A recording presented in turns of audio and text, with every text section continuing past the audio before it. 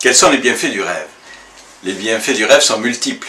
Le principal, c'est que si l'on ne rêvait pas, on perdrait de plus en plus notre équilibre. Les scientifiques ont fait des expériences là-dessus et on se rend compte que si on empêche quelqu'un de rêver, il va commencer par être étourdi, par avoir des problèmes de mémoire, puis des comportements psychopathologiques vont commencer à apparaître avec un côté délirant. Et si on empêche toujours la personne de rêver, elle va finir par délirer davantage et voire mourir. Donc le rêve est une nécessité. Le rêve, qu'est-ce qu'il apporte? Bien sûr, une connaissance et, ce qui est le plus important pour les êtres humains, un mieux-être. Mais la plupart des psychothérapies et des psychanalystes permettent de ce mieux-être.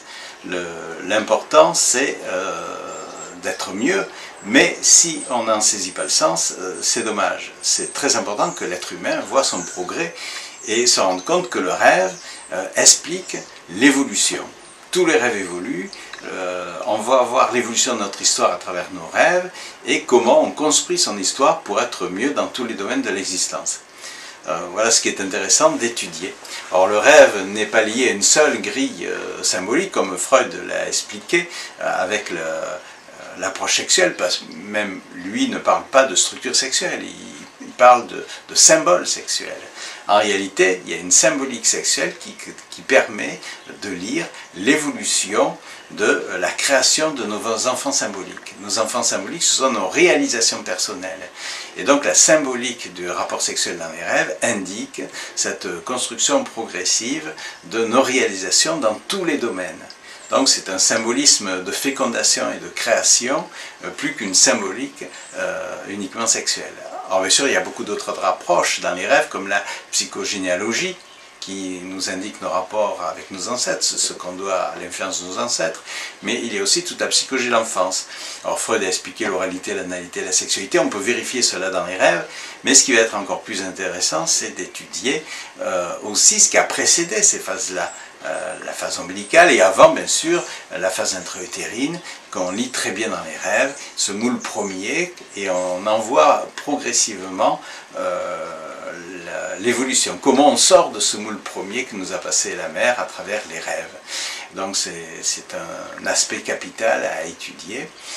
Et on va pouvoir donc étudier dans les rêves aussi ces enfants symboliques qui proviennent d'une unification de l'anima et de l'animus dont Jung parle. C'est Jung qui a mis l'accent là-dessus.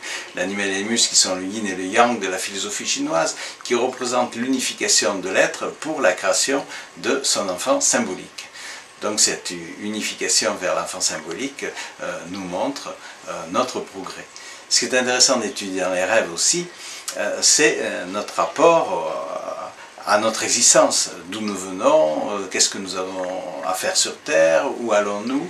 Donc les interrogations métaphysiques les plus précises vont nous apporter des éléments qui vont à l'encontre des religions. D'ailleurs les religions sont toutes différentes, elles ne disent pas la même chose, donc elles ne sont pas exactes. Donc ce qui va nous permettre de tendre vers une vérité universelle, c'est bien entendu la progression des rêves de tous les êtres humains qui racontent une même vérité. Voilà, alors c'est ce que l'on va connaître petit à petit dans l'avenir. Donc le rêve va apporter aussi beaucoup sur un plan sociologique.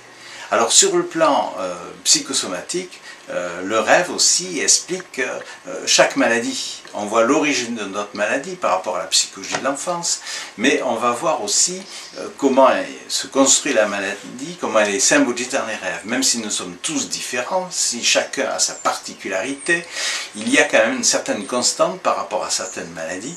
Et l'analyste, en scandant la progression des symboles pour quelqu'un, il va l'aider à guérir plus vite, donc à se soigner plus rapidement. Ce processus d'accélération se retrouve dans tous les domaines. Mais c'est très important de pouvoir donc le montrer. Donc cette compréhension du rêve va aider l'être humain à se connaître, à connaître son rapport avec lui-même, avec les autres, avec le monde.